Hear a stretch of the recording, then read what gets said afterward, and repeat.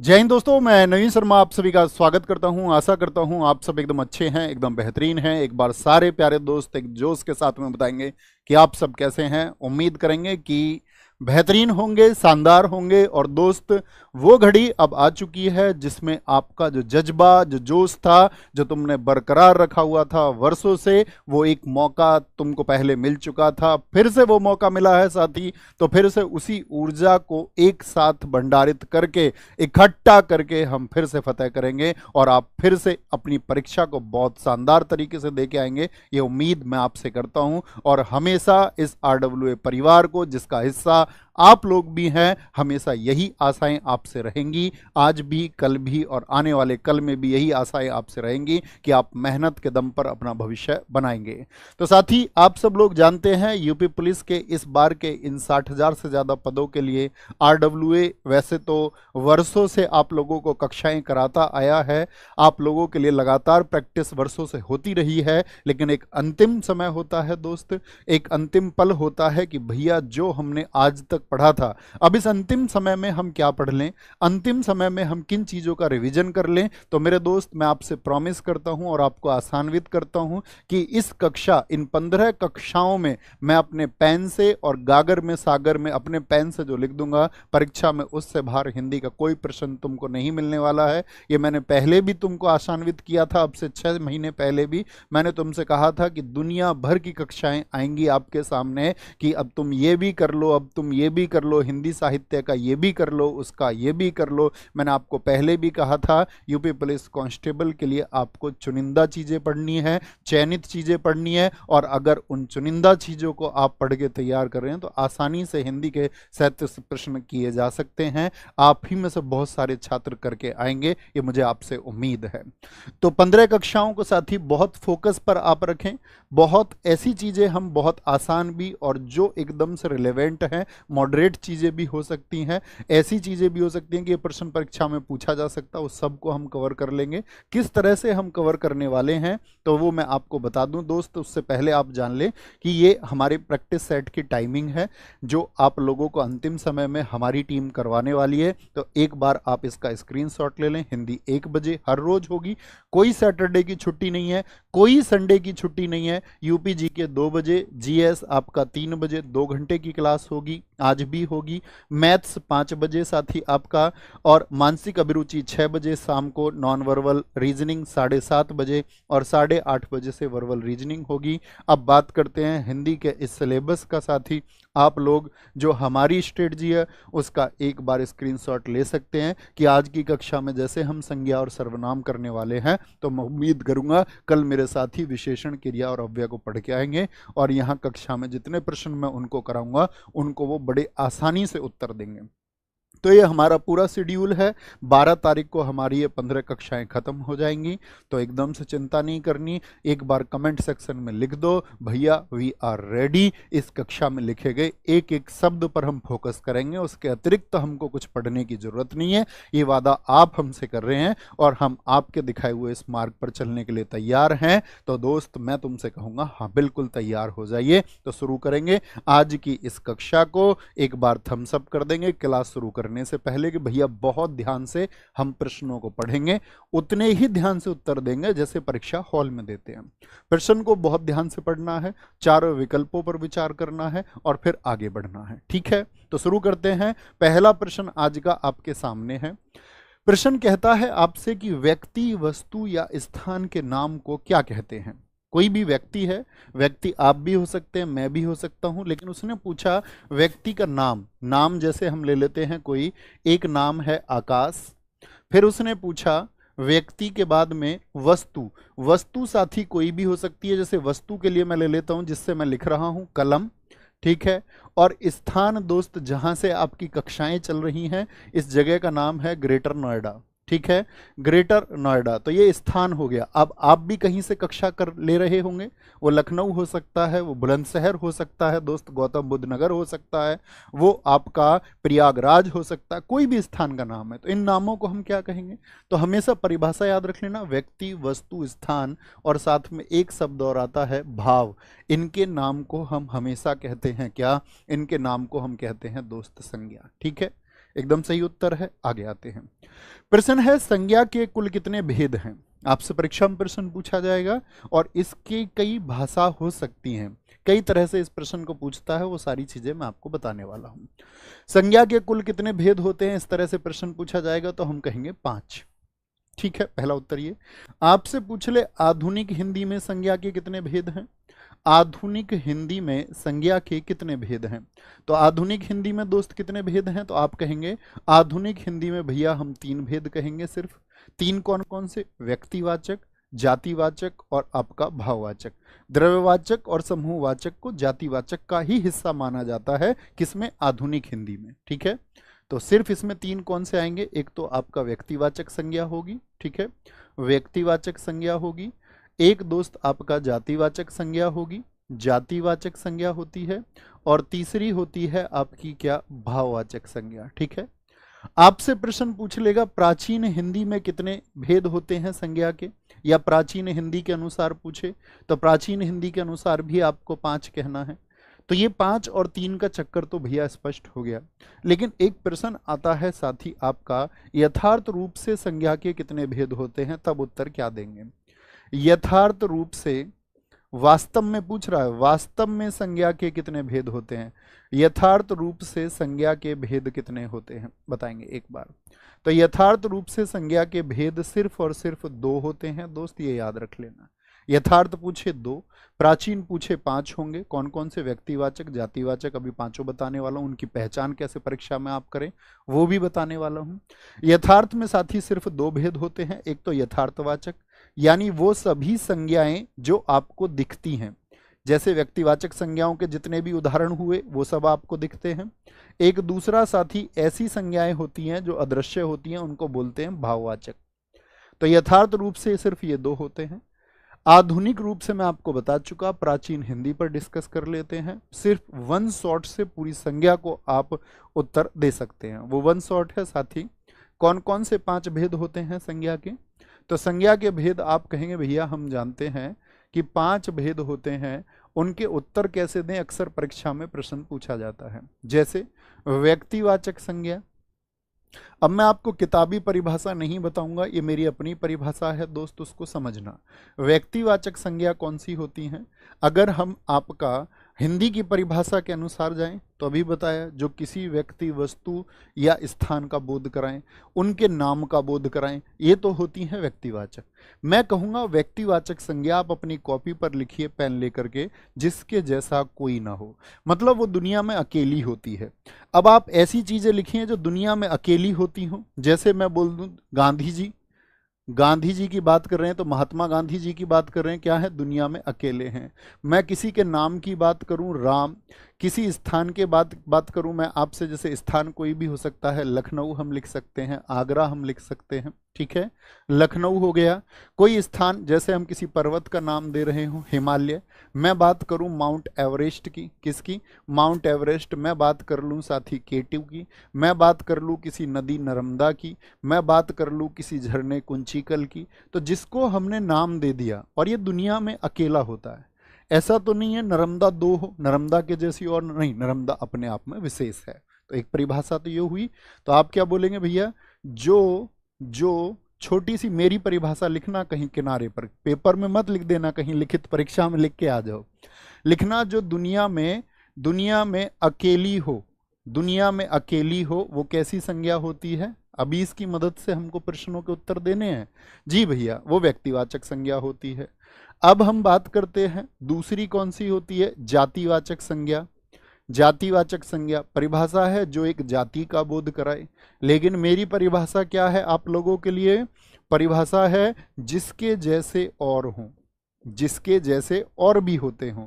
तो आप सोचिए उन चीजों को, जिसके जैसे और भी हों, जिसके जैसे और भी हों, वो सब क्या है? वो आपका जातिवाचक है। जैसे कि हम बात करेंगे आपसे, आप कहेंगे भैया कुत्ते के जैसे और कुत्ते होते हैं कि नहीं? जी हाँ, कुत्ता, ये क्या हो गया, जातिवाचक हो गया। शेर के जैसे और शेर होते हैं, एक शेर एक जाति को दर्शा रहा है। अध्यापक एक जाति को दर्शा रहा है साथी, ठीक है।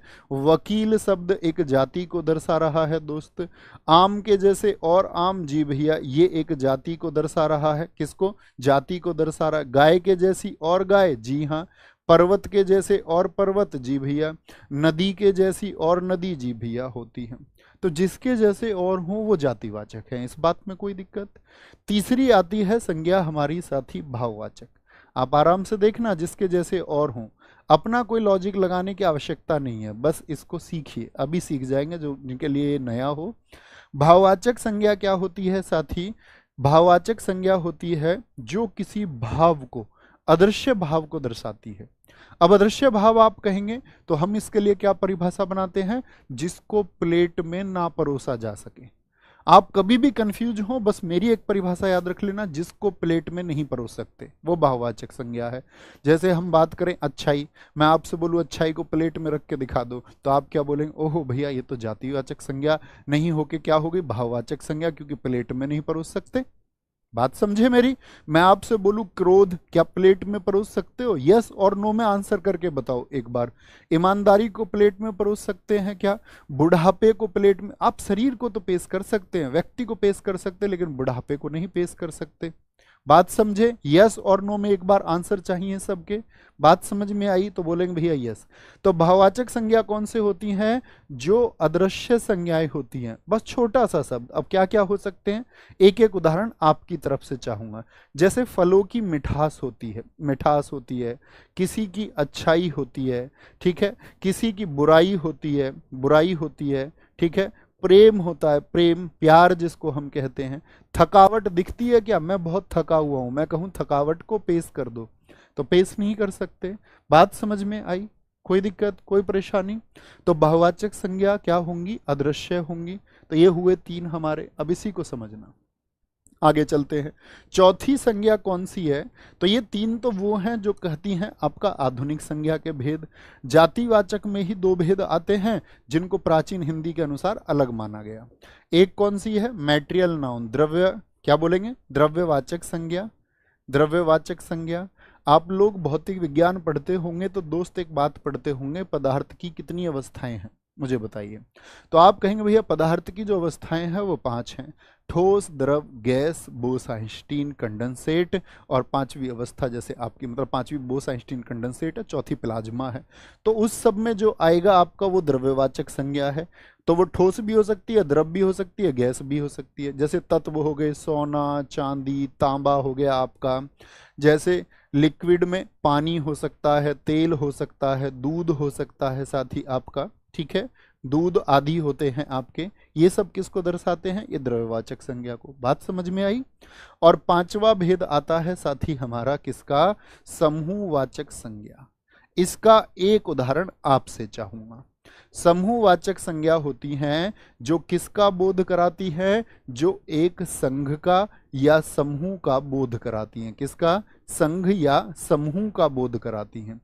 तो यानी एक ग्रुप को दर्शाएंगी। अब ग्रुप क्या हो सकता है भैया, ग्रुप हो सकता है आपका कक्षा, जैसे कि आपकी कक्षा है, इतने सारे बच्चे हैं, ठीक है। एक टीम हो सकती है 11 खिलाड़ियों की, 5 की, 8 की, 6 की, सब तरह की होती हैं। ग्रुप हम कह सकते हैं, ग्रुप शब्द हम कह सकते हैं, जनता हम कह सकते हैं, RWA परिवार हम कह सकते हैं। तो ये भी क्या है, बहुत सारे लोगों से मिलकर जो बने वो क्या है। अब ऐसा नहीं कि लोग ही हों, ये बिल्कुल जरूरी नहीं है। जैसे चाबियों का गुच्छा हो सकता है। तो कहने का मतलब है एक से अधिक हो, एक से अधिक हो, ठीक है, एक से अधिक हो तो क्या होता है आपका, वो समूहवाचक संज्ञा को दर्शाएगा। कोई बात कोई परेशानी। जैसे कई साथियों ने टोली लिखा, कई साथियों ने हमारे ने आपका सेना लिखा, कई साथियों ने आपका पुलिस लिखा, कई साथियों ने आर्मी लिखा, ठीक है, सभा लिखा कई साथियों ने। बहुत शानदार। इसी तरह के उत्तर मैं आपसे अपेक्षा करता हूं कि आप बताएंगे। तो पांचों समझ में आए, थम्स अप करें। अब उत्तर देने के लिए तैयार हैं।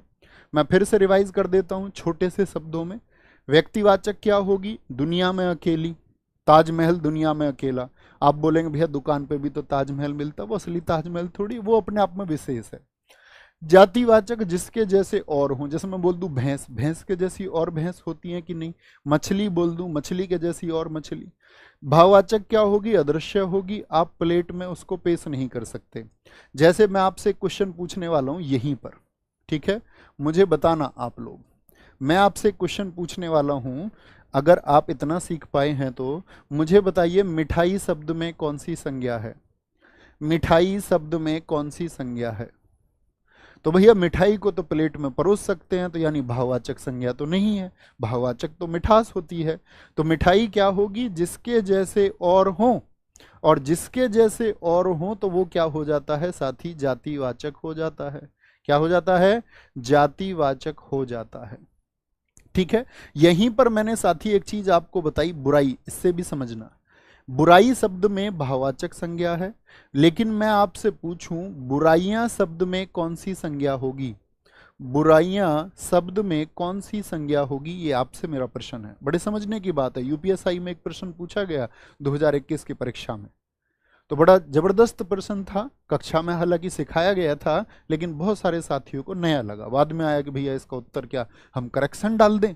तो क्या था प्रश्न, प्रश्न था कि बुराइयां शब्द में कैसी संज्ञा है, तो आप कहेंगे जातिवाचक। तो भैया क्या बोल देंगे यहां पर, बुराई में तो भाववाचक, तो बुराइयां में क्या होगा, जातिवाचक। क्यों जी, अब हम एक बुराई की बात नहीं कर रहे, अब हम एक से अधिक बुराइयों की बात कर रहे हैं, अब हम बुराइयों के समूह की बात कर रहे हैं, एक जाति की बात कर रहे हैं। तो याद रख लेना, नोट बना के लिख लो, कभी भी भाववाचक संज्ञा, भाववाचक संज्ञा यदि बहुवचन हो जाए तो क्या हो जाती है, भाववाचक संज्ञा यदि यदि बहुवचन हो जाए, बहुवचन हो जाए, राजस्थान एसआई का एक प्रश्न आपसे डिस्कस करना चाहूंगा अभी, तो क्या हो जाती है, हो जाए, हो जाए तो जातिवाचक संज्ञा बन जाती है। कोई दिक्कत, कोई परेशानी नहीं जी, जातिवाचक संज्ञा बन जाएगी। ठीक है, जैसे एक प्रश्न है मैं आपसे पूछूंगा, कन्वर्जन आपसे मैं कराना चाहूंगा, जैसे मैंने आपको यहां पर क्वेश्चन दिया कि अच्छाई कैसी संज्ञा है, आप कहेंगे भाववाचक संज्ञा, मुझे बताओ अच्छाई की जातिवाचक संज्ञा क्या होगी, अच्छाई की जातिवाचक संज्ञा क्या हो जाएगी, तो आप कहेंगे जातिवाचक संज्ञा में बहुवचन शब्द जा सकते हैं। यदि भाववाचक का बहुवचन हो रहा हो तो क्या हो जाएगी साथी, जातिवाचक संज्ञा हो जाएगी। कोई दिक्कत, कोई परेशानी। जितनी भी साथी आपदाएं होती हैं जो मनुष्य या मानव प्रकृति को नुकसान पहुंचाती हैं, आंधी तूफान, ये सब भी कैसी संज्ञाएं होती हैं, भूकंप, ज्वालामुखी, ये सब कैसी हैं, जातिवाचक संज्ञाएं। तो जितने भी आपके साथी क्या बोलेंगे डिजास्टर्स हैं, वो सब भी जातिवाचक संज्ञा होती हैं। कोई दिक्कत, कोई परेशानी। अब आपसे प्रैक्टिस करा लेते हैं, अब गलत उत्तर मत देना, ठीक है। जहां कहीं भी ऐसा प्रश्न आएगा संज्ञा के चुनाव का तो उम्मीद करूंगा, अब इतनी छोटा ही टॉपिक है वो। क्वेश्चन है, हिंदी में शब्दों का लिंग निर्धारण, किसी भी शब्द का लिंग आप क्या कहते हैं। जैसे एक शब्द है पुस्तक, इसको आप क्या बोलेंगे कि भैया ये पुल्लिंग है कि स्त्रीलिंग है। तो हिंदी में जो शब्दों का लिंग निर्धारण है वो किसके आधार पर होता है, हमेशा संज्ञा के आधार पर होता है। कि संज्ञा एक शब्द आपको चाहिए, पहले संज्ञा शब्द होना पड़ेगा, तब हम वाक्य लिखेंगे, और वाक्य लिखकर फिर हम चुनाव करते हैं क्रिया के आधार पर, विशेषण आदि के आधार पर, जिसको कहते हैं हम क्या साथी, आपका क्या बोलते हैं, आपका क्या बोलते हैं कि संज्ञा के आधार पर निर्धारण होगा। संज्ञा शब्द कावेरी का भेद क्या है, क्वेश्चन है आपसे, कावेरी का भेद क्या है, बताएंगे एक बार। क्या ये एक व्यक्तिवाचक संज्ञा है, क्या ये एक समूह यानी कि आपका एक ग्रुप का बोध कराती है, जैसे मैंने आपको समझाया। क्या कावेरी के जैसी अन्य भी कावेरी होती हैं, क्या ये अदृश्य है कावेरी, तो आप कहेंगे कावेरी एक नदी का नाम है। तो साथी क्या दे दिया, इसको एक नाम दे दिया, क्या हो गया, ये एक नदी का नाम है। तो जब कभी भी किसी को नाम दे दिया जाएगा, जैसे मैं बोलूं आपका नाम, आपका नाम, तो हम नाम दे रहे हैं। जैसे क्वेश्चन पूछा गया आपका, यूपी ट्रिपल एससी परीक्षा ने पूछा कि आपका नाम संज्ञा के कौन से बोध को दर्शाता है? तो आपका कुछ तो नाम होगा, आप सोच लीजिए। तो हमने नाम दिया। जैसे एक प्रश्न पूछा जाता है, किसी शहर का नाम संज्ञा के कौन से भेद को दर्शाता है? किसी शहर का नाम, ठीक है। तो संज्ञा शब्द कावेरी का भेद क्या है दोस्त? आपका ये नाम दे दिया, व्यक्तिवाचक संज्ञा हो जाएगी। निम्नलिखित विकल्पों में से किस विकल्प में सभी शब्द व्यक्तिवाचक संज्ञाएं हैं? हम साथ ही कक्षा के अंत में उन प्रश्नों को भी ले रहे होंगे जो यूपी पुलिस निरस्त परीक्षा थी उसमें प्रश्न पूछे गए, ताकि आप समझ पाएं कि क्या आधार रहा है प्रश्नों का, ठीक है। तो राम किसी का नाम आ गया तो ये व्यक्तिवाचक संज्ञा है, जी हाँ। रामचरितमानस एक पुस्तक का नाम है, नाम आ गया तो क्या है? व्यक्तिवाचक संज्ञा है। गंगा एक व्यक्तिवाचक संज्ञा है। कृष्ण एक व्यक्तिवाचक संज्ञा है। कामायनी जयशंकर प्रसाद जी की एक पुस्तक का नाम है, व्यक्तिवाचक संज्ञा है। मिठास क्या है साथी? मिठास, बड़ा कंफ्यूजन होता है दोस्तों को। मैं आपसे पूछता हूं मीठा शब्द क्या है? मीठा, तो आप कहेंगे भैया मीठा व्यक्ति, नहीं, मीठा व्यक्ति मत बोलिए, बोलिए मीठा पान। तो पान कैसा है? मीठा। तो जो किसी की विशेषता बताए वो तो विशेषण है, विशेषण है। क्या हो गया? जो किसी की विशेषता बताए वो तो विशेषण है। मिठाई अभी बताया आपको कि मिठाई जातिवाचक संज्ञा है। और मिठास क्या है? वो भाव है, अदृश्य है। लखनऊ व्यक्तिवाचक है। आम जातिवाचक है। बुढ़ापा क्या है? आपका भाववाचक है। ममता किसी का नाम हो सकता है, ठीक है। और एक ममता भाववाचक संज्ञा भी हो सकती है, माँ की ममता, ठीक है। वकील नहीं होगा, जातिवाचक है। पुस्तक के जैसी अन्य पुस्तक होती हैं, जातिवाचक है। तो क्या हो जाएगा दोस्त? आपका पांचवे का ए एकदम से ठीक होगा। निम्नलिखित में से कौन सा शब्द है जो जातिवाचक संज्ञा शब्द नहीं है? दोस्त प्रश्नों को हमेशा ध्यान से पढ़ना। प्रश्न पूछे जाते हैं कौन सा शब्द जातिवाचक संज्ञा शब्द नहीं है, तो जातिवाचक संज्ञा शब्द नहीं है, ठीक है। और दोस्त मैं आपको एक खुशी की बात बताऊं कि इस समय हमारे साथ जो साथी पढ़ रहे हैं उनकी संख्या लगभग 1,36,675 है। और दोस्त ये हमने पिछली बार यही नंबर यूपी पुलिस एग्जाम के लिए हिंदी की जो गागर में सागर हुई थी, आपका मैराथन जो होती है, उसमें इतना नंबर ऑफ स्टूडेंट हमने पढ़ाया था, तो वो रिकॉर्ड आप आज ब्रेक कर चुके हैं। उसकी बहुत सारी बधाई आप सभी को, इस परिवार को इतना प्यार और इतनी हिम्मत, इतनी ऊर्जा देने के लिए जो साथी आप लोगों का भरोसा है, वो भरोसा हमेशा, मैं कहता हूं कि जब तक हम सब के हाथ में ये पेन है, वो भरोसा आपका कायम रहेगा। तो थैंक यू, बहुत सारा प्यार। कक्षा पे फोकस करते हैं। तो जातिवाचक संज्ञा शब्द नहीं है। पशु के जैसे अन्य पशु होते हैं, जी हाँ, ये तो जातिवाचक है। घर के जैसे अन्य घर, जी हाँ। नदी के जैसी अन्य नदी, बताएंगे एक बार, जी हाँ। लेकिन नर्मदा किसी का नाम आ गया, और नाम आएगा तो साथी आप क्या चुनेंगे कि भैया नाम जब कभी भी आ जाएगा तो वो व्यक्तिवाचक संज्ञा हो जाएगी। कोई दिक्कत, कोई परेशानी? नाम आते ही क्या हो जाएगा? व्यक्तिवाचक संज्ञा। यह नाम नहीं आया किसी का नाम नहीं आया है, आगे आएंगे। शहर संज्ञा का कौन सा प्रकार है? जो शहर शब्द है वो संज्ञा का कौन सा प्रकार है? जैसे कि मैं बात करूं, एक तो हम नाम दे दें किसी शहर को, जैसे कि हम किसी शहर को नाम देने पे आ जाए, आपका जैसे दिल्ली शहर है, एक दिल्ली को हमने नाम दे दिया। आगरा एक शहर है, आगरा एक शहर है। तो ये तो हो गया शहर का नाम। प्रश्न को समझना है। अगर पूछ ले शहर का नाम संज्ञा का कौन सा भेद है, तो शहर का नाम ये नहीं पूछा उसने तो सिर्फ पूछा है शहर। उसने क्या पूछा है? सिर्फ पूछा है शहर, और शहर के जैसे अन्य शहर होते हैं, तो ये क्या हो जाएगा? जातिवाचक। तो सिर्फ इतना अंतर है, सिर्फ शहर पूछे और प्रश्न पूछ लेता शहर का नाम संज्ञा का कौन सा भेद है, तो कंफ्यूज तो नहीं होंगे? जी भैया, बिल्कुल नहीं होंगे। आगे आते हैं। समुद्रगुप्त भारत का नेपोलियन था। यह नेपोलियन किस प्रकार की संज्ञा का उदाहरण है? नेपोलियन किस प्रकार की संज्ञा को दर्शा रहा है? समुद्रगुप्त आप जानते हैं दोस्त, समुद्रगुप्त जानते हैं, इतिहास में पढ़ते होंगे ना आप। 335 से लेकर के 380 तक उसने शासन किया। तो समुद्रगुप्त जो है इस वाक्य में, ये तो हो गया व्यक्तिवाचक संज्ञा, ये तो क्या हो गया? व्यक्तिवाचक संज्ञा हो गई। लेकिन समुद्रगुप्त को थोड़ी ना पूछ रहा है, वो तो पूछ रहा है कि यहां पर नेपोलियन किस प्रकार की संज्ञा, तो किससे तुलना की गई, नेपोलियन से। तो यानी नेपोलियन कोई और भी है, जो नेपोलियन बोनापार्ट है। तो नेपोलियन क्या हो गया, यहां पर तो तुलना किसी और से हुई, यानी नेपोलियन के जैसे और बनाने का प्रयास किया एक समुद्रगुप्त, अन्य इतिहासों में अन्य किसी को बनाया गया। तो यानी कि नेपोलियन को एक से ज्यादा करने का प्रयास किया गया, और एक से ज्यादा जिसके जैसे और हों, मैंने आपको बताया वो जातिवाचक संज्ञा हो जाती है। समझ रहे हैं, एक से ज्यादा करने का प्रयास और जिसके जैसे और हों वो क्या हो जाएगा साथी, आपका जातिवाचक संज्ञा हो जाएगी।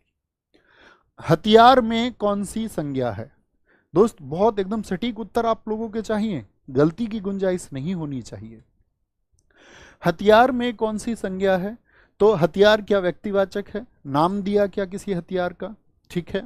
क्या बोलेंगे, गुणवाचक है, जातिवाचक है, या फिर भाववाचक है। तो आप कहेंगे भैया, ये कुछ साथी तो लिख रहे हैं, उत्तर अपना प्लीज ऐसे दें 9th का ए, ताकि पता तो चले कुछ साथी ठीक भी उत्तर दे रहे हैं या नहीं।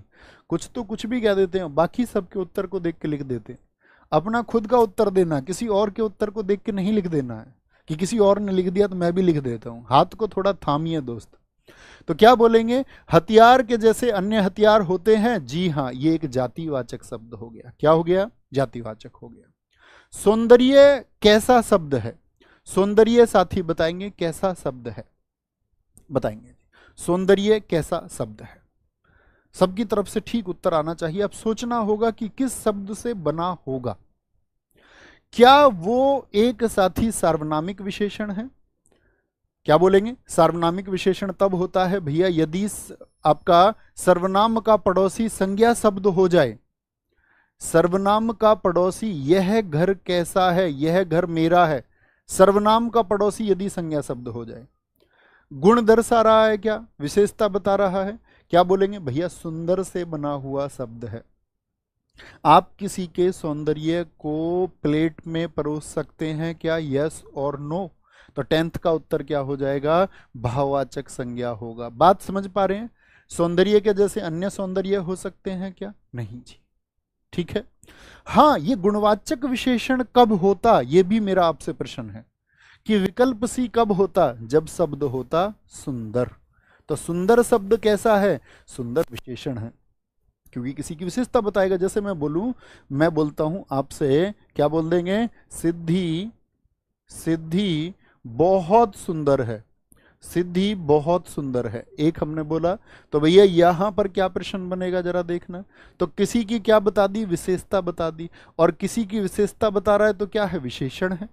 और विशेषण भी कैसा, गुण का बोध करा रहा है, तो गुणवाचक विशेषण है।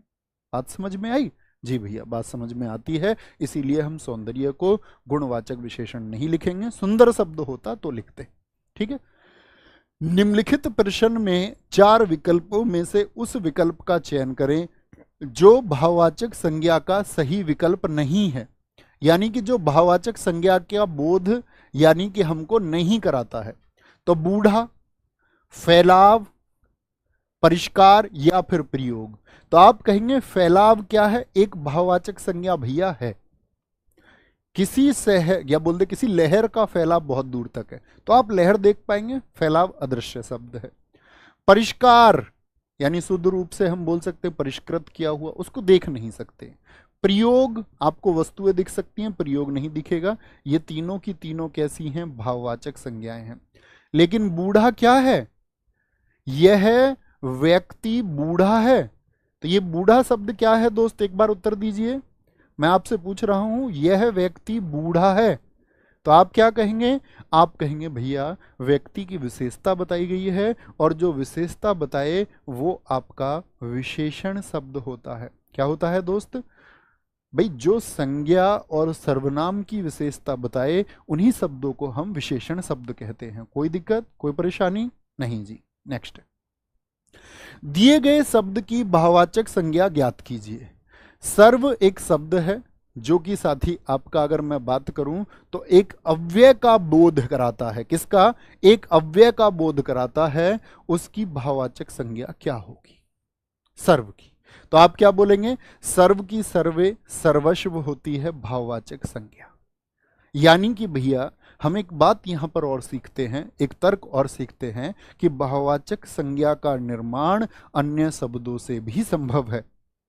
ठीक है, जैसे कि हमने अभी अव्यय से बनाया आपका क्या, सर्वस्व को। प्रश्न पूछ रहा है इनमें से कौन सी भाववाचक संज्ञा है, कौन सी भाववाचक संज्ञा है जो क्रिया से नहीं बनी है, क्रिया से नहीं बनी है। तो इस बात का क्या मतलब है, यानी कि अन्य शब्दों से बन सकती है। जी भैया बिल्कुल बन सकती है। तो अन्य शब्दों से जब बन सकती है तो कितने प्रकार से बन सकती है, तो हम बोलते हैं भैया 5 प्रकार से आपका भाववाचक संज्ञा को बनाया जा सकता है। कैसे कैसे, जातिवाचक संज्ञा से बना सकते हैं, क्रिया से बना सकते हैं, विशेषण से बना सकते हैं, सर्वनाम से बना सकते हैं, और अव्यय से भी भैया हम उसको बना सकते हैं। इतनी बात में कोई दिक्कत, जी भैया बना लेंगे। तो मैं अगर आपसे प्रश्न पूछूं कि भैया अगर हमको निर्माण करना है, मैं कुछ शब्द आपको दूंगा तो आप बनाने के लिए तैयार हैं उनको, जी भैया हम उनको कर देंगे। तो मेरे प्रश्न है आपसे, सबसे पहला तो बताइए मुझे कि भाववाचक संज्ञा का निर्माण कितने प्रकार से संभव है। तो संख्या में उत्तर क्या देंगे, सारे दोस्त उत्तर दें पहले कि भाववाचक संज्ञा का निर्माण कितने प्रकार से संभव है। क्या उत्तर देंगे, बोलेंगे, सबका उत्तर चाहिए मुझे। बोलेंगे भैया कि भाववाचक संज्ञा का जो निर्माण है कितने प्रकार से संभव है, तो आपने उत्तर दिया भैया 5 प्रकार से संभव है। तो क्या बोलेंगे, यहां पर भाववाचक संज्ञाएं मैं आपसे बनवाना चाहूंगा जो अक्सर परीक्षा में पूछी जाती है। ठीक है, तो भाववाचक संज्ञा आप मुझे बताएंगे कि भैया सबसे पहले मैं शब्द दूंगा, 2-2 शब्द देंगे सिर्फ, उसी से आपका ज्ञान पता चल जाएगा। सॉरी, क्या बोलेंगे, आपका जातिवाचक संज्ञा से, जातिवाचक संज्ञा से भाववाचक संज्ञा बना देंगे। जी हां, जातिवाचक संज्ञा से। तो मैं 2 शब्द आपको देता हूं जातिवाचक संज्ञा के दोस्त, जिसमें पहला है आपका बच्चा। बच्चा शब्द की भाववाचक संज्ञा क्या होगी ये आपको बतानी है यहां पर। और नेता एक जातिवाचक शब्द है, इसकी भाववाचक संज्ञा क्या होगी। दूसरा प्रश्न है मेरा आपसे कि क्रिया से बना सकते हैं यहां या ना। जी भैया, तो क्रिया से बनाएं तो क्रिया से भी 2 शब्द आपको दे देते हैं। जैसे सजना एक क्रिया शब्द है, सजना है मुझे सजना के लिए। क्या बोलेंगे, आपका चढ़ना एक क्रिया शब्द है, उसकी भाववाचक संज्ञा क्या होगी। तीसरा मैंने आपसे कहा विशेषण से बना सकते हैं, तो बनाइए, बना के दिखाइए तब मानेंगे। विशेषण से, तो विशेषण से भी 2 शब्द दे देते हैं। एक ठंडा शब्द हो गया आपका, और एक दोस्त ऊंचा शब्द हो गया, कि इसकी भाववाचक संज्ञा क्या होगी। चौथा, सर्वनाम से बना सकते हैं कि नहीं। जी भैया, सर्वनाम से बना सकते हैं। तो सर्वनाम से यदि बना सकते हैं तो सर्वनाम से दोस्त अगर बात करें, शब्द मैं आपको दे दूं, अपना शब्द की भाववाचक संज्ञा क्या होगी, और अहम, मैं अर्थात अहंकार के लिए जो प्रयोग होता है, क्या हो जाएगी, आप मुझे बताइए। पांचवा मैंने आपको बताया दोस्त, अव्यय से बना सकते हैं। जी भैया, बना सकते हैं। तो अव्यय से जब बना रहे हैं तो अव्यय के भी 2 शब्द मैं आपको दे दूं। जैसे एक शीघ्र हो गया, शीघ्र शब्द की भाववाचक संज्ञा क्या हो जाएगी, ये मैंने आपसे पूछ लिया। और एक मना शब्द दे दिया, इसकी भाववाचक संज्ञा क्या होगी। तो ये 10 प्रश्न हो गए। 10 प्रश्न जो साथी मेरा बता दे तो ये मैं मानूंगा कि वो भाववाचक संज्ञा का निर्माण कर पाने में समझदार व्यक्ति है। बच्चा का क्या हो जाएगा, बच्चा का बनाएंगे, बच्चा का हो जाएगा दोस्त बचपन। ठीक है, नेता का नेतृत्व। सजना का क्या हो जाएगा, सजावट। अब ऐसे शब्द बनाना जिनको प्लेट में नहीं परोस सकते हैं, वही तो भाववाचक संज्ञा है। चढ़ना का क्या हो जाएगा दोस्त, चढ़ाई हो जाएगा। ठंडा का क्या हो जाएगा, ठंडाई और ठंड दोनों हो सकते हैं, ठंडाई और ठंड दोनों हो सकते हैं। ऊंचा का क्या होगा, ऊंचा का होगा ऊंचाई। अपना का क्या हो जाएगा, अपनापन। क्या हो जाएगा, अपनापन। अहम का क्या हो जाएगा, अहंकार। क्या हो जाएगा, अहंकार हो जाएगा दोस्त आपका। शीघ्र का क्या हो जाएगा, शीघ्रता, क्योंकि शीघ्र एक अव्यय शब्द है। शीघ्रता क्या है, भाववाचक संज्ञा। मना का मना ही होता है। तो ये भाववाचक संज्ञा 5 प्रकार से बन सकती हैं। कोई दिक्कत, कोई परेशानी इस बात में। नेक्स्ट है, वैधव्य एक भाववाचक संज्ञा है जो कि विशेषण से बना है। कौन से विशेषण से बना है, वैध से बना है। पहली बात तो वैधानिक से बना है या विधवा शब्द से बना है। तो विधवा से बना है, क्योंकि विधवा एक विशेषण शब्द है। जैसे हम बोले विधवा औरत, तो ये किसकी विशेषता दोस्त बता रहा है? मैंने कहा विधवा औरत, तो विधवा किसकी विशेषता बताता है? तो आप कहेंगे भैया ये औरत की विशेषता बता रहा है, यानी एक विशेषण शब्द है, ये एक विशेषण शब्द है। तो हम क्या बोलेंगे? विधवा का विशेषण शब्द होता है वैधव्य। ठीक है, आगे आए। निम्नलिखित शब्दों में से कौन सा शब्द समूहवाचक संज्ञा है, ये ज्ञात करना है।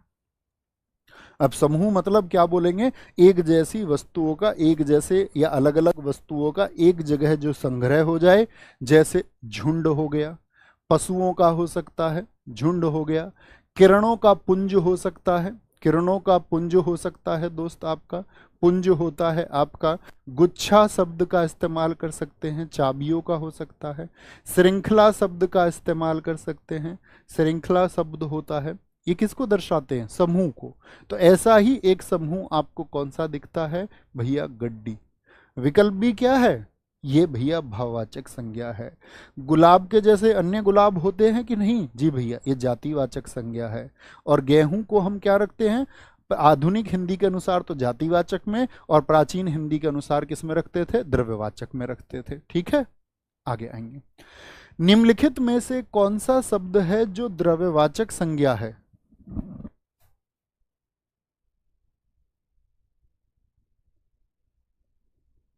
निम्नलिखित में से कौन सा शब्द है जो द्रव्यवाचक संज्ञा है, बताएंगे। हमारे एक भाई हमें ये बताने आए, कह रहे कि क्लास का लिंक जो है ना जी व्हाट्सएप में शेयर कर दो अपने में, तो बच्चे 1.5 लाख हो जाएंगे। निम्नलिखित में से कौन सा शब्द है द्रव्यवाचक संज्ञा है? मैं आप सब लोगों से हमेशा से ये कहता आया हूं दोस्त, लाइव बस वो एक खुशी तो होती है, ठीक है, लेकिन मैं उसके बारे में बहुत ज़्यादा बात नहीं करता। मैंने आपसे कभी नहीं कहा क्लास को लाइक करना है, ये करना है। मैं हमेशा उन चीज़ों के लिए मना करता हूँ कि आप अपनी स्वेच्छा से कक्षा देखिए, और आपके काम की है तो ही देखिए। भटकाव से यदि तुम बच गए तो फिर मंजिल आसान है, मंजिल तक हम जल्दी पहुंच सकते हैं। निम्नलिखित में से कौन सा शब्द है जो द्रव्यवाचक को बताए? तो ठंड तो क्या हो गई साथी? भाववाचक हो गई। ठीक है, मिठास क्या हो गई? भाववाचक, मिठाई का एक भाव है ना, जी हाँ। खटाई क्या है? क्या बोलेंगे? खटाई क्या है साथी आपका? तो खटाई को हम दो तरह से बता सकते हैं। एक तो खटाई जो खाने वाली है, उसके जैसी अन्य हो सकती। एक खटाई क्या है? भाव है, जिसको हम खटास भी कहते हैं। तो चमड़ा क्या है? चमड़ा एक साथी रॉ मटेरियल है, जो कच्चे पदार्थ हैं ना आपके, तो कच्चे पदार्थ और तत्व ये सभी क्या होते हैं? ये सभी दोस्त द्रव्यवाचक संज्ञाएं होती हैं। क्या होती हैं? कुछ भी रॉ मटेरियल के रूप में आप कुछ भी देखिए, कच्चा पदार्थ जो होगा आपका, जैसे आप चाय बनाने वाले हैं, तो चाय के लिए कौन कौन से कच्चे पदार्थ चाहिए आप लोगों को? भैया दूध चाहिए, चाय पत्ती चाहिए, चीनी चाहिए आप लोगों को। तो ये सब कच्चे पदार्थ जो हैं आपके, ये सब क्या होंगे आपका? ये भैया द्रव्यवाचक संज्ञा के अंतर्गत आएंगे, है ना। क्वेश्चन नंबर 13 भैया छूट गया है, 13 नहीं बताया क्या? अरे ये कर लो ना यार। अब जो क्रिया से बनी है, देखना ये किससे बनी है? पढ़ना से बनी है, पढ़ना से बनी है पढ़ाई, तो ये क्रिया से बनी है। सबसे पहले आपको क्रिया पता है ना, क्रिया होती है मूल धातु में यदि ना लगा दिया जाए। किसमें? मूल धातु में क्या जोड़ दिया जाए? ना। तो मूल धातु क्या है? कोई क्रिया सोचिए, जैसे मैं बोलूं हंसना, हंसना, तो साथी इसमें हंस क्या है? ये ना तो एक प्रत्यय है, यानी एक शब्दांश है जो बाद में जुड़ा है, और हस क्या है दोस्त? मूल धातु है। तो यानी कि क्रिया होती है मूल धातु में।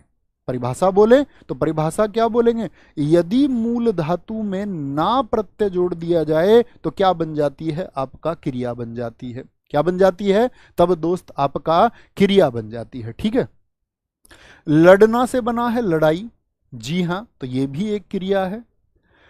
कमाना से बना है कमाई, तो ये भी क्या है दोस्त आपका? कमाना से बना है कमाई, तो ये भी एक लेकिन क्या ये बताना भलाना से बनती है? क्या भलाना कोई क्रिया शब्द है? आप कहेंगे नहीं भैया, भलाना की भलाई नहीं है। भलाई तो कैसी संज्ञा है? भलाई तो आपका दोस्त मेरे मित्र, ये आपका भाववाचक संज्ञा तो है, लेकिन क्रिया से नहीं बनी है। ठीक है, ये किससे बनी है फिर भैया? ये बनी है भलाना से नहीं, ये भला से बनी है।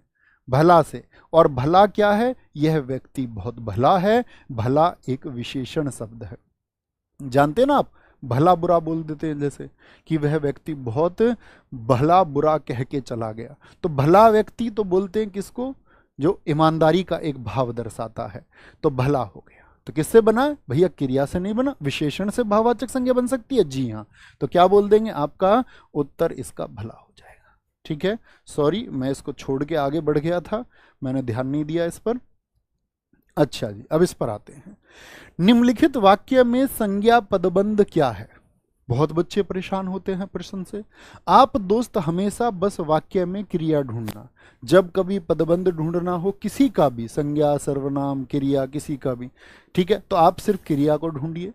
क्रिया क्या है इसमें? घर के आंगन में लगे पेड़, मूल धातु सूख, और क्रिया है सूखना। बात समझे? तो जब आप क्रिया को पहचान लें तो क्रिया कौन कर रहा है अब उसको देखिए। तो घर आंगन में लगे पेड़ सूख गए, क्रिया क्या हुई है? सूखने की। और सूखा कौन है? अब देखिए, तो जो संज्ञा शब्दों को बताए वही संज्ञा पदबंध है। तो किसकी बात चल रही है? घर के आंगन में लगे पेड़ों की बात चल रही है। और जिसकी बात चले वही पदबंध है। जिसकी बात साथी चले वही क्या है? वही आपका पदबंध है। ठीक है, नेक्स्ट है। सूची 1 में दिए गए संज्ञा को सूची 2 में दिए गए संज्ञा के भेद से सुमेलित कीजिए तथा विकल्पों में से सही उत्तर चुनिए। बताइए एक बार क्या होगा? जुलाई, भाई रहने दो ना यार ये।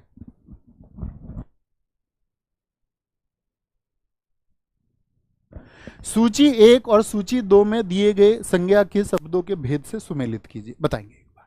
तो जुलाई शब्द क्या होगा दोस्त आपका? कुंज, मैंने बताया आपका एक समूह होता है। पानी किस में आ जाएगा? द्रव्यवाचक संज्ञा में आ जाएगा। जुलाई किस में आ जाएगा? व्यक्तिवाचक संज्ञा है। भाई किसी का नाम दे दिया ना, महीने का नाम, तो नाम तो विशेष हो गया। ठीक है, मार्च कोई नाम हमने दे दिया, श्रावण हम नाम दे दे, आषाढ़ हम नाम दे दे। और महीना क्या है? ये जातिवाचक संज्ञा है। तो क्या बोलेंगे? आपका 1, 2, 4 और 3 हो जाएगा। 1, 2, 4 और 3 हो जाएगा। कोई दिक्कत, कोई परेशानी? आगे आएंगे। निम्नलिखित में से संज्ञा की दृष्टि से असंगत, असंगत समझते हैं? असंगत का मतलब होता है परीक्षा में गलती मत कर देना। असंगत का मतलब होता है गलत। कभी सुन लो कि सही पूछ रहा है और पहले ही का उत्तर का चुनाव कर दो तो गलती हो जाएगी दोस्त फिर। ठीक है, तो क्या बोलेंगे? संज्ञा की दृष्टि से असंगत या गलत युग्म है, कौन सा है? बताइए। क्या बंदर जातिवाचक संज्ञा है? बंदर जातिवाचक संज्ञा है? जी हां। मोटाई एक भाववाचक संज्ञा है? जी हां।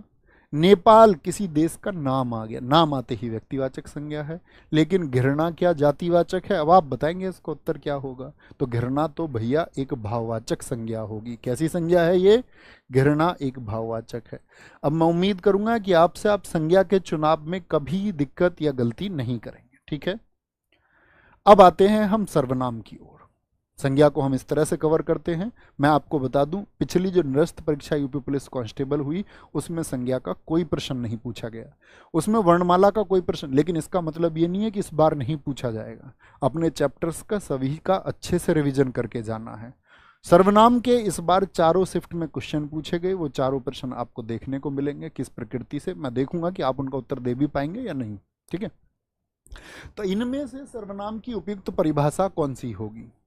क्रिया के स्थान पर प्रयुक्त होने वाले शब्द होंगे, या अगर हम बात करें वो विशेषण के स्थान पर प्रयुक्त होने वाले शब्द होंगे, या फिर संज्ञा के स्थान पर प्रयुक्त होने वाले शब्द होंगे, या बोलें क्रिया विशेषण के स्थान पर प्रयुक्त होने वाले शब्द होंगे। तो आप बोलेंगे वे शब्द जो संज्ञा के स्थान पर प्रयुक्त होते हैं। जैसे राम, राम अच्छा लड़का है, अच्छा लड़का है।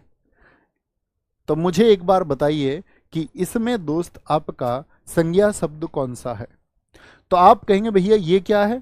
व्यक्तिवाचक संज्ञा है कि नहीं दोस्त? बताएंगे जी भैया ये व्यक्तिवाचक संज्ञा हो गई। अच्छा, इसकी विशेषता बता रहा है, जो विशेषता बताए वो विशेषण है, जो संज्ञा की विशेषता बताए। लड़का क्या है? ये जातिवाचक संज्ञा है, लड़के के जैसे अन्य लड़के होते हैं। जी भैया। तो मैं कह रहा हूं आपसे कि संज्ञा के स्थान पर मैं बोल दूं वह अच्छा लड़का है, तो मैंने जो ये वह इस्तेमाल किया है, ये किसकी जगह पर आपका इस्तेमाल किया है? आप कहेंगे भैया राम की जगह पर इस्तेमाल किया। तो राम क्या था? संज्ञा शब्द था। तो संज्ञा शब्द की जगह जो इस्तेमाल हो जाए, एक तो परिभाषा ये पूछी जाती है, दूसरी परिभाषा पूछी जाती है संज्ञा के स्थान पर प्रयुक्त होने वाले शब्द, और पूछा जाता है कई बार परिभाषाओं में कि संज्ञा की पुनरावृत्ति रोकने के लिए किन शब्दों का इस्तेमाल किया जाता है। संज्ञा की पुनरावृत्ति रोकने हेतु किन शब्दों का इस्तेमाल होता है? तो संज्ञा की पुनरावृत्ति, तो बोले जैसे बहुत बड़े शब्द होते थे पहले, आपने सुने भी होंगे, सच्चिदानंद हीरानंद वात्स्यायन अज्ञेय जी बहुत महान व्यक्ति थे। सच्चिदानंद हीरानंद वात्स्यायन अज्ञेय जी की माता जी का नाम ये था। तो बार बार उस शब्द को इस्तेमाल नहीं कर सकते, तो पुनरावृत्ति रोकने के लिए क्या बोल देंगे? वह एक अच्छे इंसान थे, एक बार नाम ले दिया उनका, उनकी माता जी, तो उनकी क्या हो गया? सर्वनाम शब्द हो गया। ठीक है, उन्होंने बहुत शानदार कार्य किए, तो बार बार उनका नाम नहीं लिख सकते। तो ये दोनों ही परिभाषाएं हैं। संज्ञा की पुनरावृत्ति रोकने हेतु सर्वनाम का इस्तेमाल होता है, और संज्ञा के स्थान पर भी प्रयुक्त हो जाते हैं। ठीक है, आगे आएंगे नेक्स्ट जी। सर्वनाम का भेद इनमें से कौन सा नहीं है? पहले तो मेरे साथी आपसे प्रश्न है कि सर्वनाम के कितने भेद होते हैं, तो आप कहेंगे सर्वनाम के जो भेद होते हैं भैया वो 6 होते हैं। कितने होते हैं? भेद 6 होते हैं। और 6 भेदों में क्या गुणवाचक आता है कोई? तो आप कहेंगे नहीं जी। प्रश्नवाचक आता है? जी हाँ, प्रश्नवाचक होता है। जैसे हम कोई प्रश्न पूछ लें, क्या और कौन प्रश्न करते हैं, ये क्या है? ये सर्वनाम है। संबंधवाचक होते हैं? जी हाँ, जो और सो ये सर्वनाम शब्द हैं। निजवाचक, हाँ, आप जो है ये निजवाचक शब्द है। तो 3 तो ये हो गए भैया। फिर चौथा कौन सा है आपका? चौथा बोध होता है आपका निश्चयवाचक। परीक्षा में इसी से प्रश्न पूछे गए इस बार।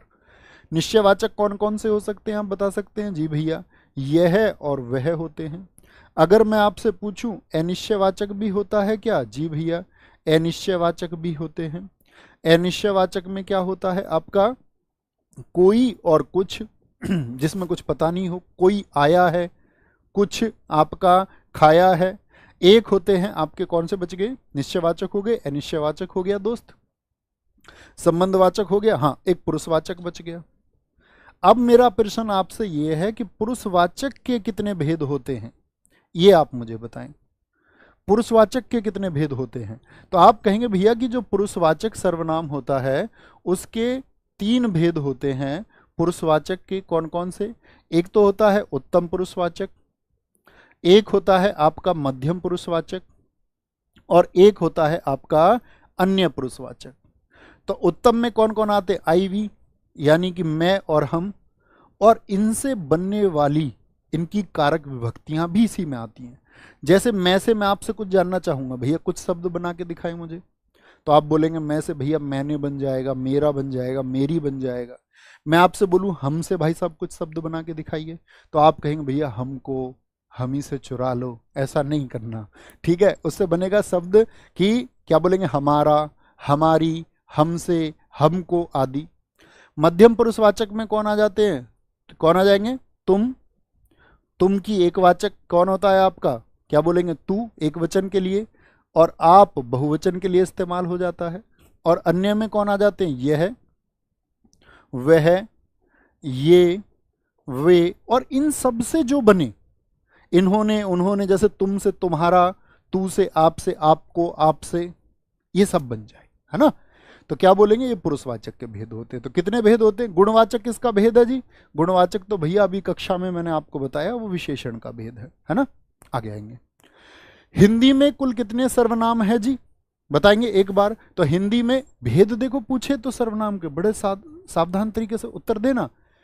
भेद पूछे तो 6, और सर्वनाम शब्दों की संख्या पूछे तो 11 होंगे। जैसे मैंने बताया मैं और तुम हो गए, ये कौन से थे? अभी बताए थे, पुरुषवाचक थे। ये आपका उत्तम पुरुषवाचक, ये मध्यम पुरुषवाचक। आप हो गया, आप निजवाचक में आ जाता है। यह वह किस में आते हैं, ये निश्चयवाचक में आ जाते हैं। जो और सो किस में आते हैं, ये संबंधवाचक में आते हैं, जो संबंध बताएंगे। कोई और कुछ किस में बताए आपको, भैया अनिश्चयवाचक में आपने बताए हमको। और कौन और क्या किस में बताए, ये प्रश्नवाचक में बताए। तो इस तरह से जो 6 भेद थे उनमें मुख्य ये 11 शब्द हैं जिनको 11 सर्वनाम शब्द कहते हैं। ये किसके हो गए, पुरुषवाचक के, निजवाचक, निश्चयवाचक, संबंधवाचक, अनिश्चयवाचक और प्रश्नवाचक। इनको गिनेंगे तो 11 शब्द होंगे। कितने होंगे, 11 शब्द होंगे। संयुक्त सर्वनाम नामक सर्वनाम की एक पृथक श्रेणी का उल्लेख इनमें से किस विद्वान ने किया। आपको पहले भी बहुत कराया गया, तो आप कहेंगे कौन थे, डॉक्टर दीमसित्स। यूपीएसआई 2021 प्रश्न जो 2023 में हुआ उससे पूछा गया आपसे। अब पूछा क्या गया था इसमें, इस बार यूपी पुलिस कांस्टेबल में भी पूछा गया कि कोई ना कोई चाहिए हम पे मरने वाला। तो कोई ना कोई क्या है ये, तो आप कहेंगे कोई भैया एक क्या है आपका, एक सर्वनाम है जो अनिश्चयवाचक है।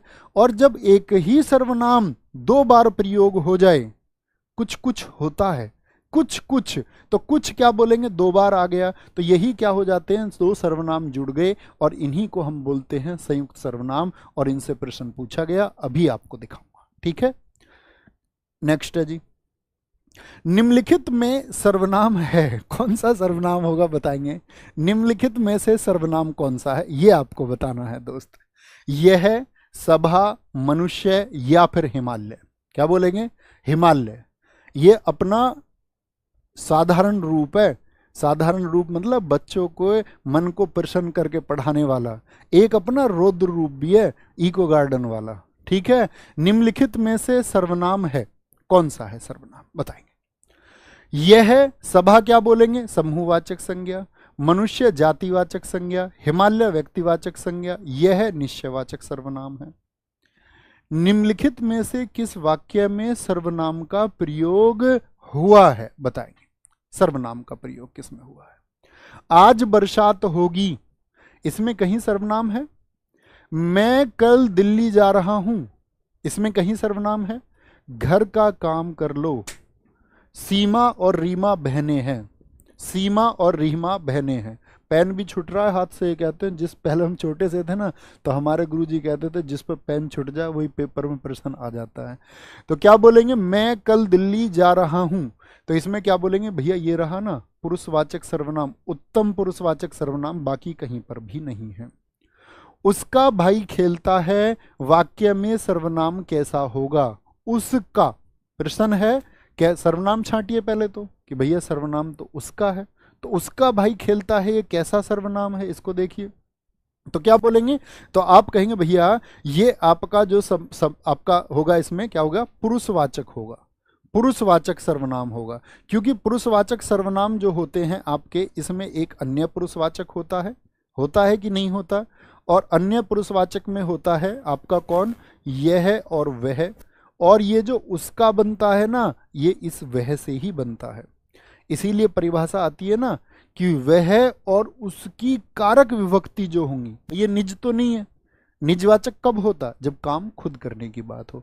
मैं अपने घर में खुद झाड़ू पोछा लगाऊंगा, खुद, स्वयं। मैं स्वयं दिल्ली जाऊंगा। मैं अपने आप अपने कपड़े साफ करूंगा, अपने आप, खुद की बात आ जाए। मैं अपनी लड़ाई खुद लड़ूंगा, खुद। तो जब ये बातें आई तब होगा निजवाचक। तो संबंधवाचक कब होता है, उपवाक्यों को जोड़ दे, जैसा करोगे वैसा भरोगे, जैसा बोगे वैसा काटोगे, जैसी करनी वैसी भरनी, ठीक है। और निश्चयवाचक कब होता है, जब निश्चित वस्तु की ओर इशारा करता है। यह घर मेरा है, यह पेन मेरा है, यह शर्ट मेरी है, यह संसार मेरा, ऐसे, ठीक है। निम्नलिखित में से कौन सा उत्तम पुरुषवाची शब्द नहीं है, जो उत्तम पुरुष में नहीं आता। तो उत्तम पुरुष में नहीं आता वो कौन सा होगा, तो आप बोलेंगे भैया तुम तो किस में आता है, मध्यम पुरुष में आता है। भाई तू, तुम और आप, मैंने आपको बताए। आई वी, इंग्लिश वाले बच्चे सुने, यू किस में आता है, वो सेकंड पर्सन है यू। तो यू मतलब उससे बनने वाले जितने भी हैं, सिंगुलर या प्लूरल, वो सब क्या है, सेकंड पर्सन, यानी मध्यम पुरुष है। ही सी इट दे क्या होते हैं, वो अन्य पुरुष होते हैं। तो हमको क्या बोलेंगे भैया, ये उत्तम पुरुषवाचक है क्या? जी भैया।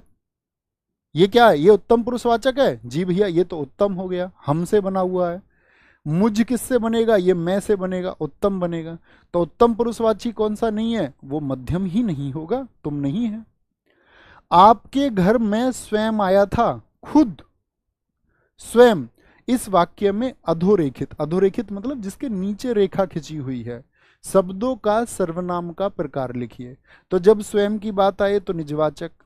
अब आपसे एक एक उदाहरण चाहूंगा, लिख के दिखाओ, तब मानेंगे कि आप गजब के छात्र हैं। जैसे लिख दो कि मैं अपने सिलेक्शन को खुद तय करूंगा, मैं अपनी लड़ाई खुद लड़ूंगा, मैं अपना संघर्ष स्वयं देखूंगा।